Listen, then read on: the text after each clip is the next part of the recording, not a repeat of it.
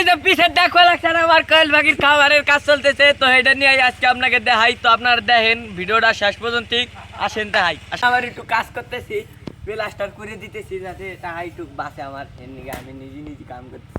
তো এই যে দেখেন এন আবার হলো ঘর হলো তিনটা, এক জায়গা হলো এই এসে পালা হবে হেন নিকে তিনটা ঘর, এই মুড়ে আবার ঢালা এসি হয় নাই, প্লাস্টার হয় না, হেন নিকে হলো মনে হয় নেটের ভিতর প্লাস্টার করবা লাগছে। এই যে গরুর খামারের ম্যানেজার, তো উনি আবার হেনে ভিডিও মানে এনে একটু কাম কাজ করতেছে। এনে দেখেন এই যে আর একটা ঘর, তো এটার ভিতরে জানি কি পালা হবে এটা আমি নির্দিষ্ট করে পারতেছি না। তো আগে ঘর বানানো হেসে দেখা যাবে এটার ভিতরে কি পালা যাবি।